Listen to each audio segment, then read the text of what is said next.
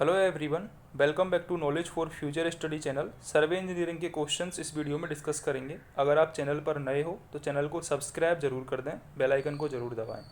पहला क्वेश्चन है, change points refers to a point where the level is shifted to form its previous position, where elevation is known at the beginning of the work itself, where both foresight and backsight are taken. Correct answer होगा C option. Change point वो point होता है जहां पर आप foresight और backsight दोनों ले सकते हो। ठीक है, सी ऑप्शन करेक्ट होगा इसका। अगला हमारा क्वेश्चन है, the condition necessary for accurate assessment of vertical angles using theodolite is achieved through adjustment of.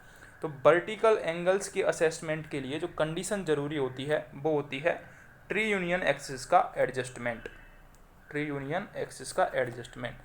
Tree union axis क्या होती है? जिस एक्सिस के अबाउट टेलीस्कोप वर्टिकल प्लेन में रोटेट करता है। ठीक है, वर्टिकल एंगल मीजर करने हैं तो वर्टिकल प्लेन में टेलीस्कोप जो रोटेट होता है वो ट्री यूनियन एक्सिस के अबाउट होता है, इसलिए ट्री यूनियन एक्सिस का एडजस्टमेंट जरूरी है। ठीक है, तो डी ऑप्शन करेक्ट होगा। Condition necessary for accurate assessment of vertical angles is trunnion axis. Reduction to centre is worked out with. Correct answer होगा इसका triangulation. Reduction to centre is worked out with triangulation. C option correct है।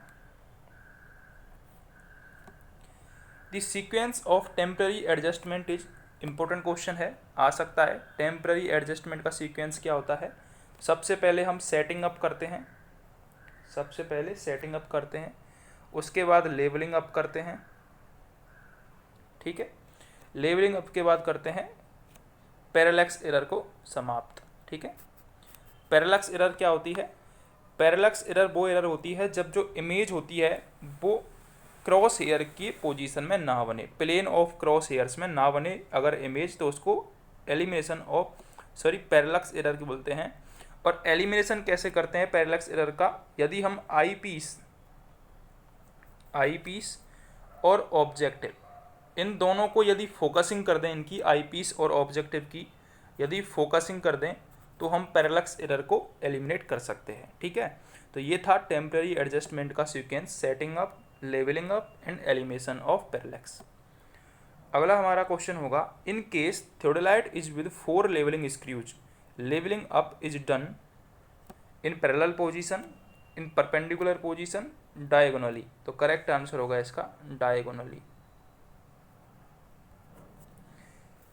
जो theodolite है यदि वो 4 levelling screws के साथ है तो जो लेवलिंग है वो डायगोनली की जाएगी।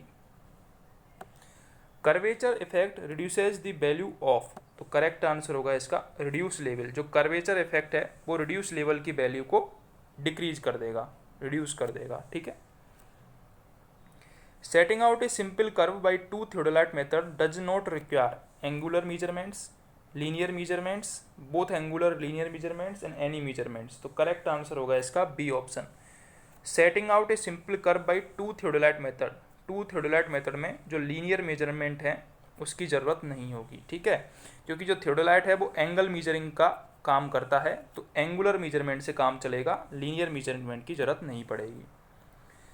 Temporary adjustment of a dumpy level are to be done during manufacture, at the time of purchase and at each setup of the instrument.